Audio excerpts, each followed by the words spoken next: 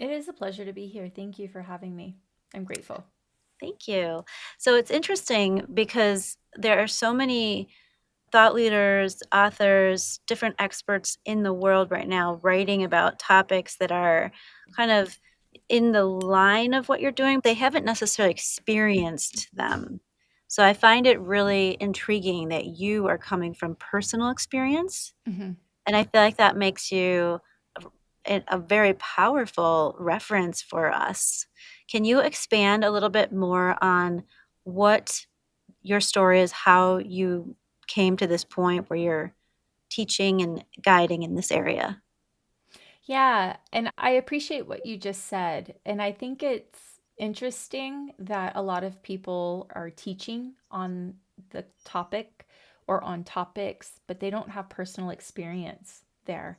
Mhm. And I've actually done that in my past, talking or teaching on specific subjects where the information was taught to me. I believe that that's the way of life that many of us live is we're teaching from intellect rather than teaching from embodied knowing and experience. It definitely offers a much different life when you're coming from experience and embodiment. Yes. I mean, I couldn't agree more. It's true. It's kind of a fascinating world we live in where someone can speak only from their mind and what Mhm. they've learned without having it necessarily been made its way down into their heart, into experienced living. And I feel like it would be interesting to see if things evolve eventually and Mhm. we start leaning more into people who've had the experiences. Yeah, I mean, if we really think about what hypocrisy is, that's very much hypocrisy. And I say that not with judgment because I've definitely been in that space. This is, I have a lot of gratitude and appreciation for being able to be in this current space of being able to teach, guide, lead, and speak upon something that I've I have and have had personal experience around. And that just goes to further support my work that your truth is inward, that Mhm. your gift, your experience, and what you're here to do can be found inward. It's not to say that external intellectual knowledge isn't supportive. It's not to say that we shouldn't read spiritual books and learn from mystics and sages and those before us. But it means that what would life look like if you took that intellectual knowledge, but you also allowed it to meet a version of yourself that was inward, that is authentic and innate to you and you only? I want to hear more too about this near death experience. I don't know if that's uncomfortable for you to talk about, but I just wondered if you're comfortable sharing anything about that, how that shaped what you're doing today. Yeah, absolutely. So I'm not uncomfortable at all. I'm very transparent and open. And so I'm also still learning about these experiences, even though that happened at the age of 6 and I'm soon to be 45. I'm still learning because learning comes through meaning making. And as my consciousness evolves and changes, I'm continuously creating new meaning around something that is very subjective yet mystical and otherworldly, Hmm. and continues to trigger aspects of myself that allows me to learn about my spiritual self here in the human experience.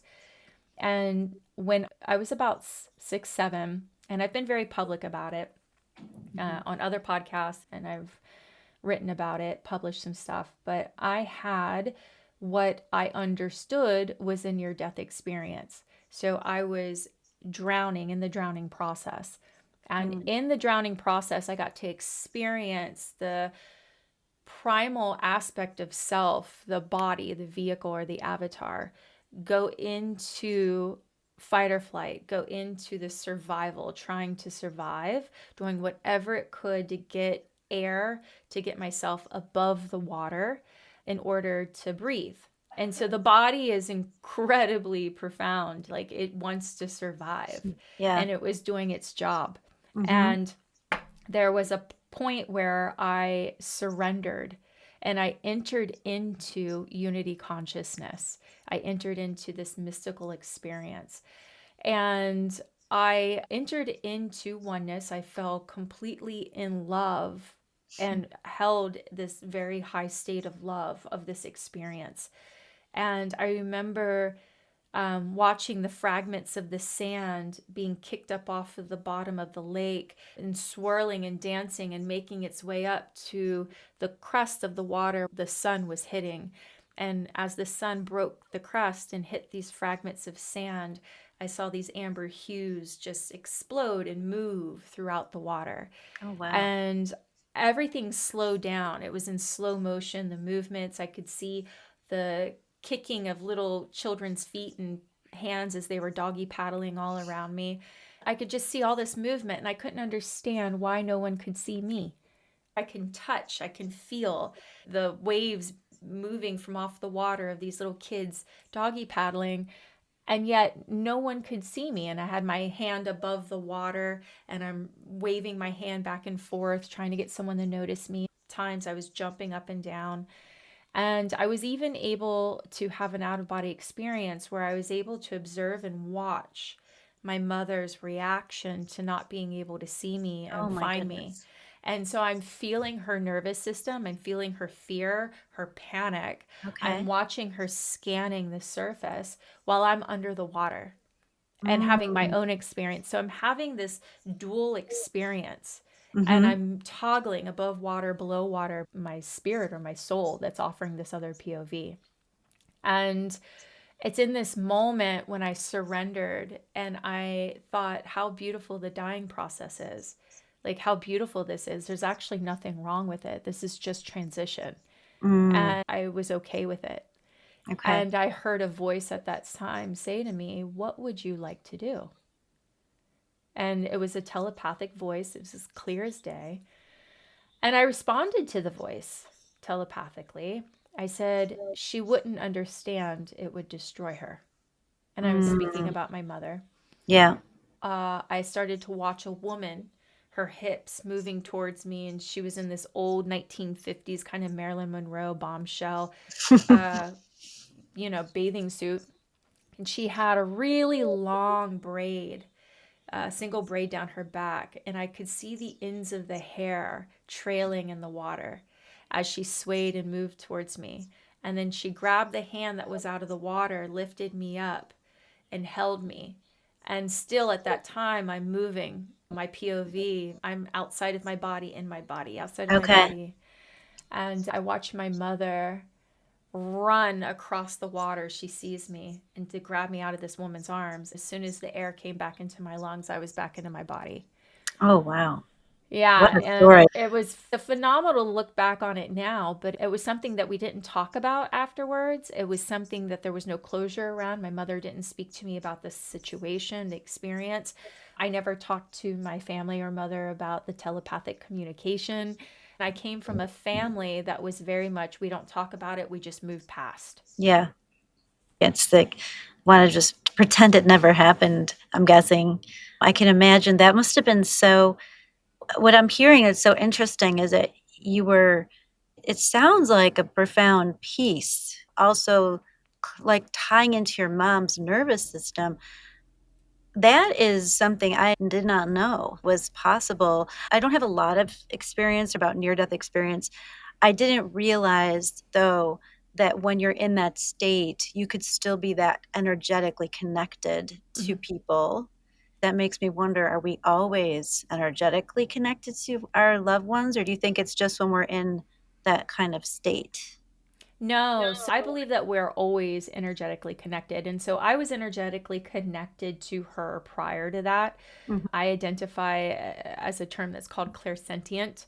So when we hear about empath or highly sensitive people, there's a theory that I agree with that children who come from very traumatic home situations where there's violence and physical violence, emotional violence, neglect, they hyper attune to their caregivers, Yes. even if the caregiver is a threat to them. Hyper Mm, attune. okay, So I grew up in a family life where my father was diagnosed sociopath, okay. and he shows patterns of more psychopathy because there's violence, extreme violence. Mhm, There was extreme physical and family violence, and I felt like I was my mother's protector. mm, And I attuned to her, because when you go through trauma with somebody, Mhm. then there's a deep connection. Yeah. And so we were going through a lot of trauma, and I was hyper attuned to my environment. I was Mhm. always scanning for the nervous system that was dysregulated. It was Mhm. a person who could easily spin out of control or project their anger or what have you. And so I became hyper attuned. Okay. And for many empaths that are listening to this, or people who identify with clairsentience, it can be maladaptive in adulthood, but that's where we get to make an empowered decision. Does this become a gift? Do we use this as a psychic gift because now we're so attuned to these abilities? Or do we allow it to control the decisions that we make in our adulthood, where it becomes maladaptive, disruptive, and harmful to the relationships that we create with others and with self? Okay. Yeah, I can imagine that would be because it's like even for you in that moment when you were 6 in the water, it's amazing that you have your own life.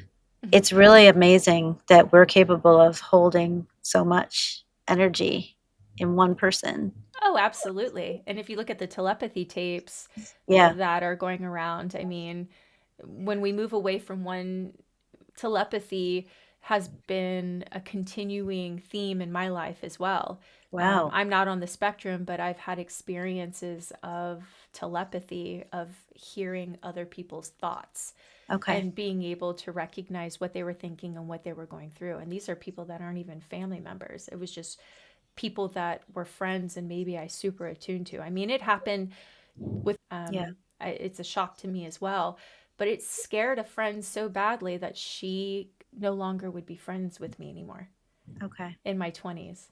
Okay. Yeah. She felt it was so fucking weird. She was like, It's just yeah, this is way weird and I don't trust this situation. Like, I don't like that. Freaked her out. yeah, no kidding. Yeah. How does that experience form the foundation of what you're doing today in terms Mhm. of your work with integrated consciousness? How can you draw that through line from that to where you are and how you're working now? Yeah. So I was in business development. I was a wine sommelier and wine director for multi-million dollar Michelin starred restaurant groups, hospitality, wineries, and really was immersed in a very material and egocentric world. I worked in politics for a while when I gave up the wine life, and I worked in the legal world for a little while. And got to sit in the polarity of what I do now, which is this very egocentric, dense, heavy material world where there's a lot of patriarchy and abuse triggered these wounds of scarcity and lack and overperformance within myself. So when I was living what I call was when I was living asleep or the subconscious reality, I created this reality based on being an autopilot and living a life from my wounds, from my own insecurities. There definitely was interest, right? So I was a fashion photographer for a long time, and that was a creative outlet. I was very intrigued, and it stimulated me intellectually. But the industry, the way that the systems and the culture of the industry really supported the perspective of a person that was coming from the wounds that I was coming from Okay. and exacerbated it. Yep. And so eventually, what was I? I was like 41. So yeah, Carl Jung says that you don't start living your innate, authentic life until you're 40. You don't start really truly living until you're 40 Mhm. because that's when you're most likely to enter into an egoic death and you start letting go of this old identity that was imposed upon you where Yeah. you were living from a place of the subconscious. Mhm. And that's exactly what I experienced. In my early 40s, I ended up having my personal life, my romantic life, and my professional life all within a matter of weeks completely exploded.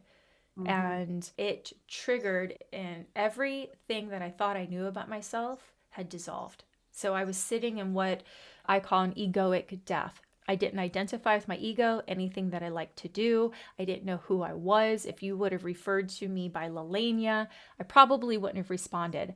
I was at a crossroads.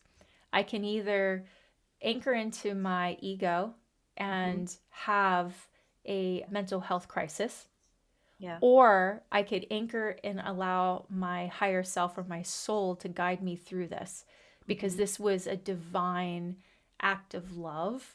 Mm-hmm. It felt painful, but it was this divine intervention that was actually meant to help me move towards my authentic self, what I'm here to do, what I'm supposed to be doing. Okay. And so that's what I allowed it to do. It was a 1 year grieving period of sitting in what I refer to as the liminal space. You're no longer who you are, but you don't know what you're becoming, and Is you that don't identify. is that a scary place to be? To the ego, it's Okay. absolutely terrifying to the ego. Yeah. And so you go into a depression. Depression is associated with the liminal space. And our culture, how we speak about depression, is unhealthy, which Mm-hmm. is completely relative to the Western psychological approach. Depression is something you medicate, that you try to move away from. And Yeah. I saw depression as something that was calling me in. It was a period of letting go of the aspect of myself of who I thought I was, the Mm-hmm. ego, who I had created subconsciously and haphazardly, Yeah. and also of the friendships I had built, the marriage that I had just entered. And that was a Mm-hmm. reflection that made up my sense of self. Yeah. So if you think your job is who you are, that's Mm-hmm. ego. If Yeah. my friend or my partner gives me a sense of self, you're outsourcing. That's an Yeah. illusion. It's not. And so all of that had to crumble and dissolve before I could really go, well, then who am I? Mm-hmm. And so I sat for a year. I became ferocious at consuming and reading. I was moving deeper into my spiritual practice, into different ancient Eastern concepts. And doing the inner work, I was meditating about 3 hours a day. I spent all of my time in the forest. I was in the Pacific Northwest in one of these ancient forests. That's where I spent my time. And I was able to go into and have a deeper sense of self and really learn my gifts and anchor into them. And they started to become more prominent. In the material world, I was moving away from them because they would be perceived as crazy or weird, Yeah. or I couldn't explain them. But Mm-hmm. now in this space, who cares? Right. Like, who the hell cares? Who am I trying to prove anything to? This is about my experience. I don't need the opinions and judgments of others. I don't care. Mm-hmm. And so that was a time that I could really go deeper into self. And so in my 20s, I had another mystical experience. Okay. This one was on a subway. So I was not drowning, but it was the same experience.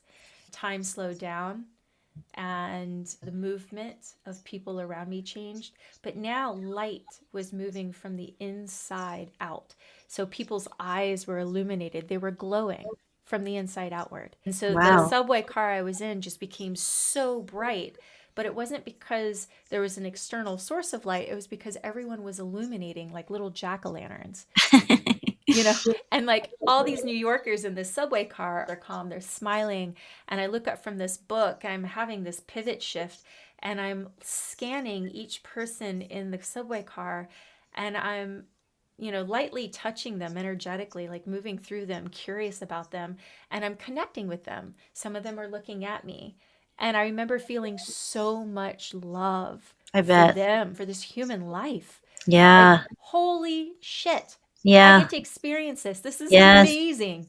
It reminds me of there was a story of a plane crash like 10 years ago, and I remember there was one survivor, and this guy, and he said that as the plane was burning in the air, he was seeing everyone, and he said everyone has this light was coming out of them, and he was Yes. seeing they have different colors and different lights, and it was beyond beautiful. It's so beautiful you can't even believe. He's like, it's so beautiful, it's beyond words. And that was his beautiful experience surviving a plane crash. Did he It's mention if he felt connected to everyone and everything around him?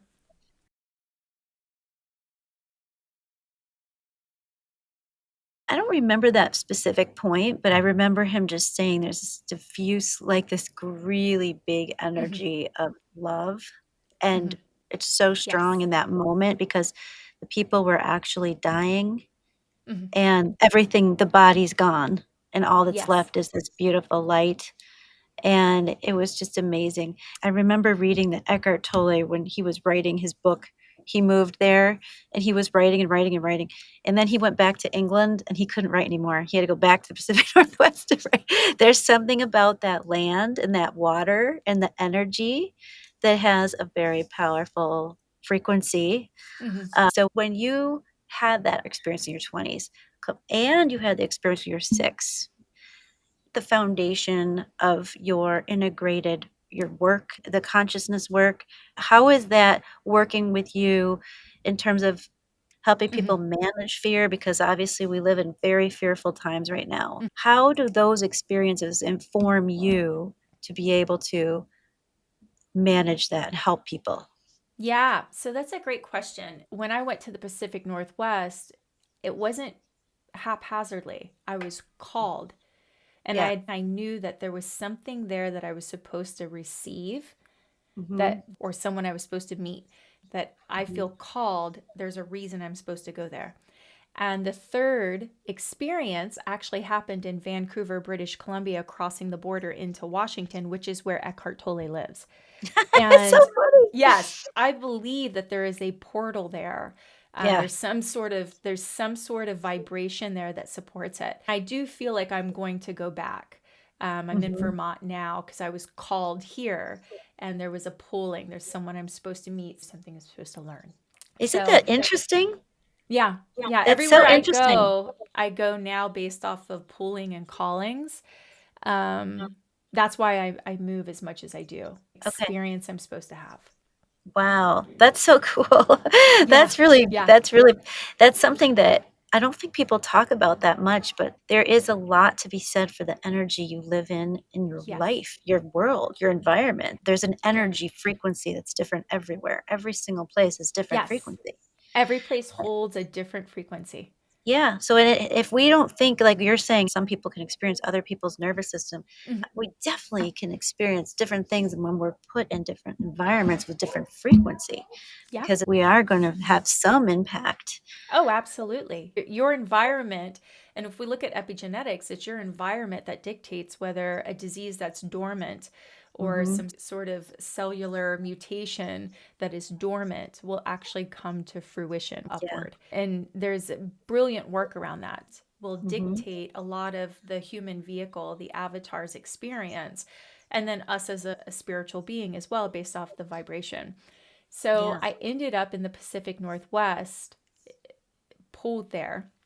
I'm in Vancouver, British Columbia, and it is that third mystical experience that really has allowed me to do the work that I do today. So I was always doing the transcendental work on the self. And at this point, it was an accumulation of knowledge and information. Mhm. And the two former experiences were incredible experiences, but I didn't know what I relate them to. The unity consciousness, or that experience the first time was due to a drowning. Then the second time it happened, I was reading a book and I thought, man, this book is powerful. Like I thought it was the book that did it. And then the third time it happened, I'm also reading a book, but I'm in Vancouver, British Columbia, and I'm like, must have been Vancouver. It's a portal. So all these, like, I'm trying to outsource these experiences, but really they're internal. They're happening within myself, and they're shifts that are Yeah. happening conscious, pertaining to my consciousness. Um, Mhm. Again, I'm still in the learning process of these own experiences. There's no book I can refer to. The people who are speaking of these experiences on a philosophical or even on a quantum or metaphysical basis are not necessarily people who have actually experienced them. Right. I don't have a guide in this except for myself. Yeah. So the third experience, this one was huge. And this one came with telepathic communication, which I believe some people refer to as downloads. Okay. Um, and it's similar to sitting with ayahuasca, with a plant based medicine. So, in an ayahuasca ceremony, you're connected to this entity, this being that is the plant, and she acts as a guide and she's communicating. And in my experience, she's teaching me constantly, teaching me and saying, now you can look at this particular situation this way, and here's a new belief, and let's look at this. She's like the ultimate coach. Yeah. So, so in this third situation, I am receiving information in that way, but it's about who we are. So we are fragments of source.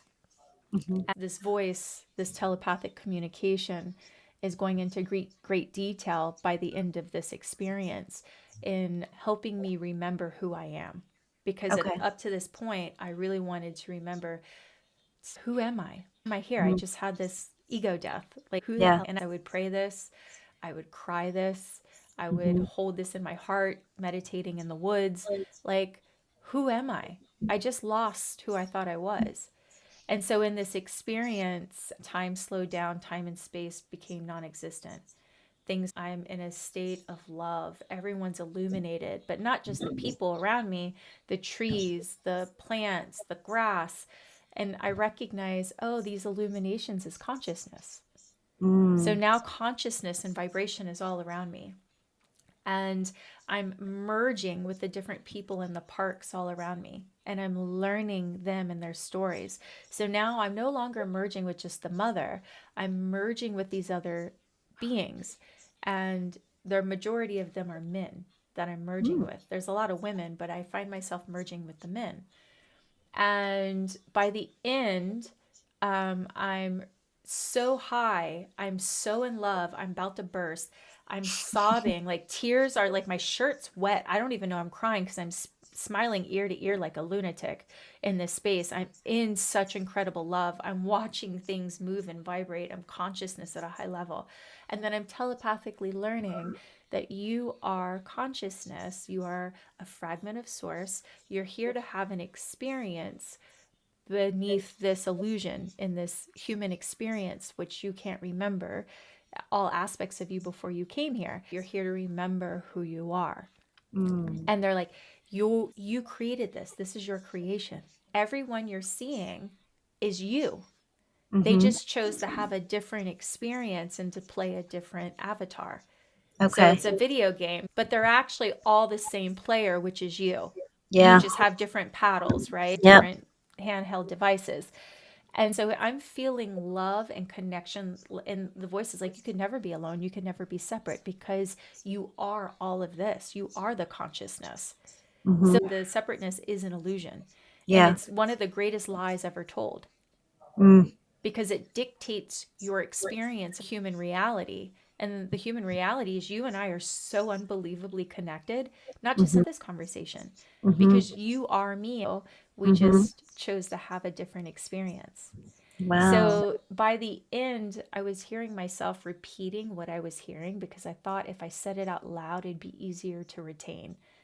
Mhm. And I describe it as it moved from intellectual and theoretical to now embodied and physical. And what that looks and feels like is I like to use the analogy of someone with dementia or Alzheimer's. And Okay. so they're in their own house, they're looking at photos of themselves and all of their family members, but they don't remember these people. The faces look familiar, and they have a person that's saying, don't you remember that's your son, that's your mother, that's your father? And they're living in this house with these faces, and they say, well, yeah, they do look familiar. They label this person mom, dad, brother, husband, but they don't truly have the flood of memories and emotions that's associated.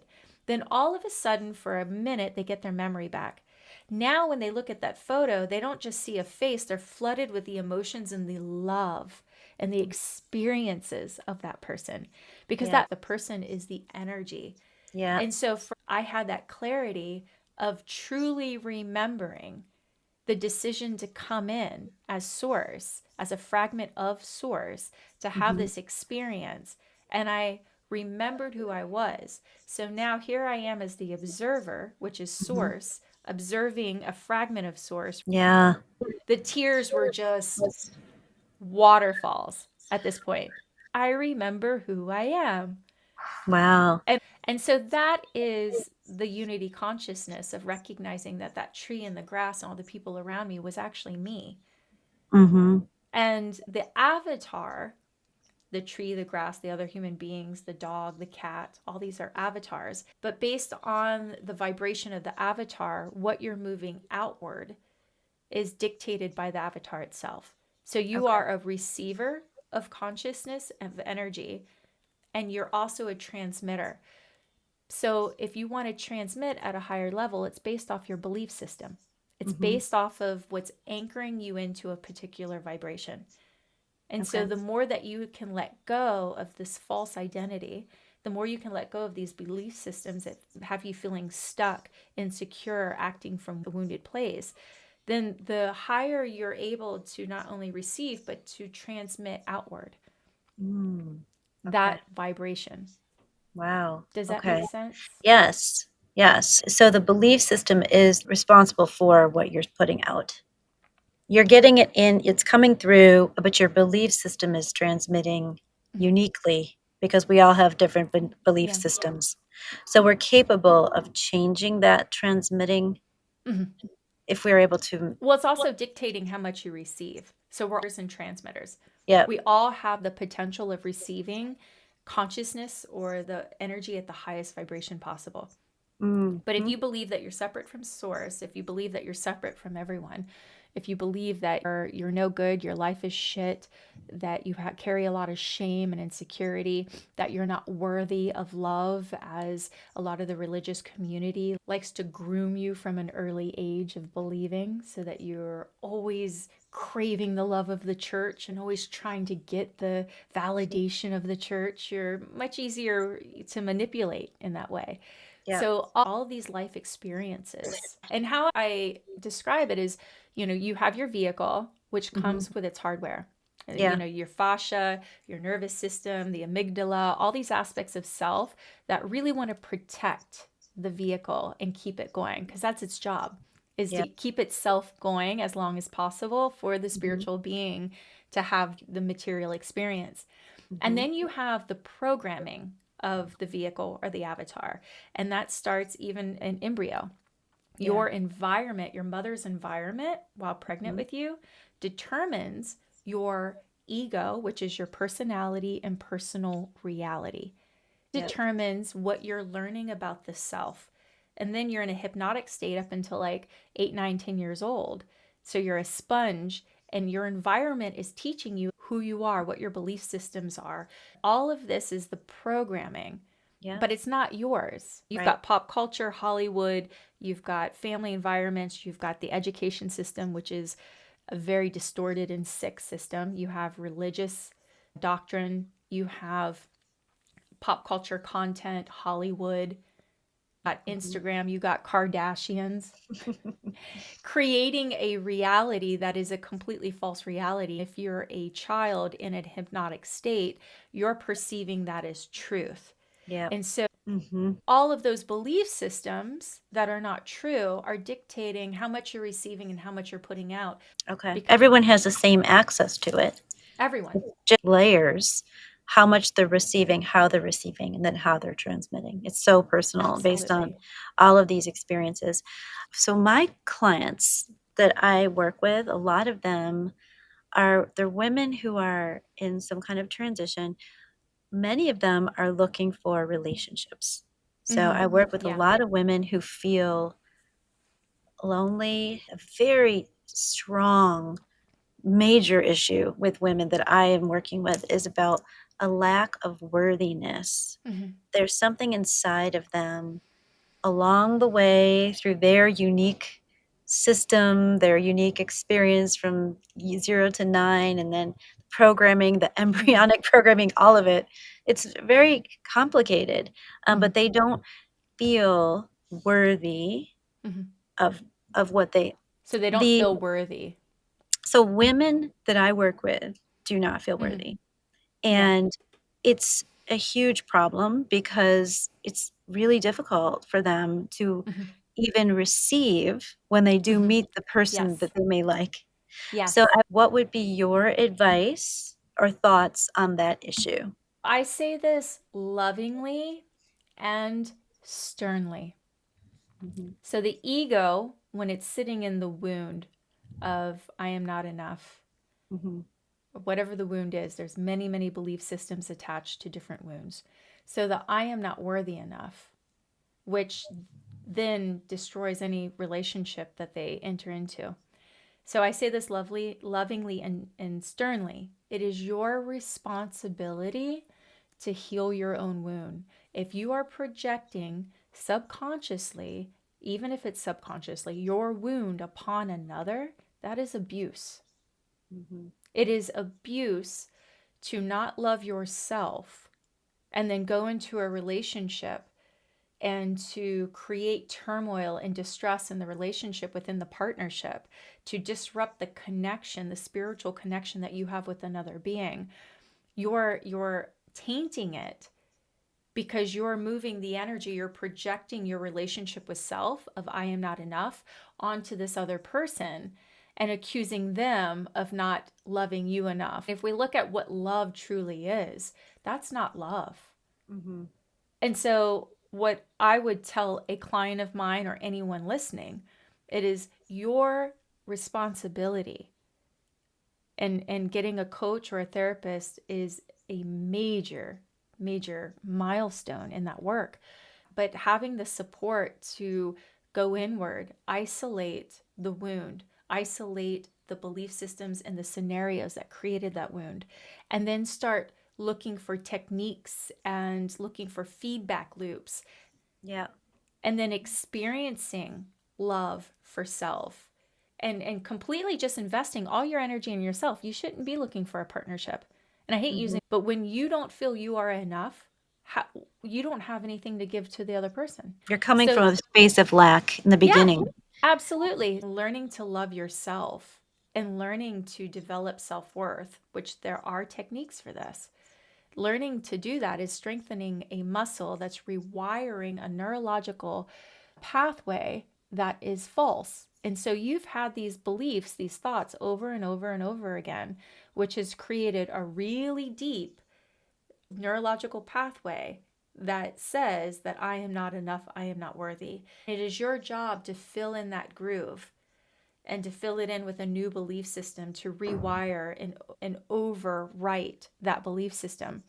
Mm-hmm. And once you're coming from a place of honoring yourself, loving yourself, valuing yourself, and all the different little actions and behaviors that prove to yourself, I got you, I love you, I'm your best friend, I'm here for you, then you'll start choosing partners in a very different way.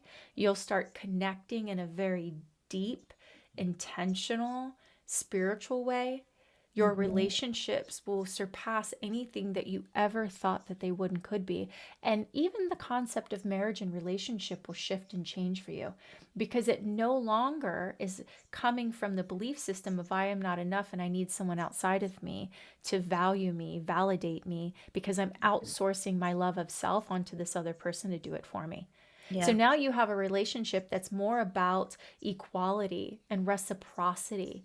And I can Mm-hmm. meet you where you are. Now my standards are higher, Yeah. which means you get into a very different type of relationship, Yeah. one that is just otherworldly and actually starts to emulate the love of remembering that you're connected to source. Yeah. That's spiritual work. And we can do this through relationship, but it starts with the relationship with self. Yeah. So that is such a uniquely different spin on things, I can tell you, because when you look at this issue in general and researching it or reading about it in a bookstore, like what to do, it's really that message isn't getting through enough to women Mm-mm. that it's never going to happen. It's like if you feel lack and so you feel unworthy and you're looking for a partner that's going to make you feel worthy, it's never going to happen. The relationship's always going to be flawed. It's going to Yeah. be the other person's fault. Yeah, it won't fill that void Mm-mm. ever. And that is that I like that approach because it's just so empowering to the client, to the woman, because she holds the key to Mm-hmm. being able to heal that wound without it's, the healthy relationship can arrive. Yeah, So that I'm speaking to that from experience. yeah. So, one of the catalysts for that egoic death is I married, in my 40s, what I thought was my dream partner, my soulmate, my equal, because I had this very unhealthy relationship to self. And Mm, so I gave that self away to this individual, and he lived abroad. And we rushed the marriage a little bit because we knew we had to do the paperwork and to get either me over there or him over here, and that it would take about a year to 2 years. And so we eloped, and then 2 months later, he ghosted the marriage. All wow. the vows, he just completely, he was coming up with one problem after another. He was angry, he was projecting his emotions. It was this emotional, like, what is going on with this person? It was a roller coaster ride. And I was like, this is crazy. What is happening to him? Mm, And then he just erupted and ghosted. And I took myself on a deep journey of why was I attracted to that? There was mm, red flags, there were signs. I ignored them all. yeah. I put myself through that because I needed that partnership to allow me to believe that I was worthy of love.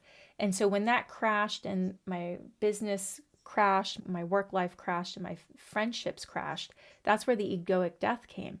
And so I decided to practice conscious celibacy. So I'm 3 years celibate Hmm. and doing my inner work and going really deep on myself. And I can see the reflection of that through the partners I attract and that I'm attracted to. Yeah. And if I am pulling in a partner and I'm starting to see that person's wounds really early in the relationship, I'm grateful because now I'm getting to see that person, their mask pulled down. But it's allowing me to look back at myself and go, okay, why am I attracting this particular type of wound? I'm Hmm. attracting this for a reason. Yep. This isn't the person for me, but what it does is it tells me I need to go in. There's something more I need to work on. And I'll know when I'm there, when I'm attracting the partner that's reflecting back the Hmm. relationship I have, the Yep. values that I have, Yep. and what I'm wanting to create with another human being. That's going to be the moment. Mm-hmm. Well, I really, it's been a fascinating conversation. I really appreciate you taking the time. One thing I do love to do at the end of my show is to ask you one question. And it's all about this lens concept because I find that with my work, I was an optometrist before, now I do coaching, and it's all about perspective and how Mm-hmm. fast the perspective can change through vision. It's like you see it, when you see it, you see it. You can't unsee it. And it can really be quick and effective. If you were to think of one lens, one way of seeing that might benefit our listeners or one that you have found has helped you, what lens do you find looking through is Mm-hmm. helpful? Yeah, so my favorite lens to look through, and it's easy to fall out of it, but my favorite perspective to take on is to look at everything around me from people, rocks, trees, and to recognize that the energy that moves through that is also the energy that moves through me. The consciousness that's available to it is the consciousness available to me. And I will start to look at everything and I'll let go of labels. There is no tree, there is no rock, Mm, there is no grass. And when you let go of the labels, then you just say, this is an extension of me. yeah. What am I getting closer to it? And Mhm. allowing your electromagnetic field to merge with it. That's where we start to really play with oneness and unity consciousness. And Yep. from that playful lens, you can Yeah. sit in a park and watch people and trees, and you can play with that perspective. What it does is it actually supports the brain for recognizing there's no difference between me and you, which means that you start to sit in a higher level of compassion and Yeah. empathy. And Yeah. when you're sitting in those emotions, your vibration is higher. Mm, Love for a complete stranger and then even for the mm. self.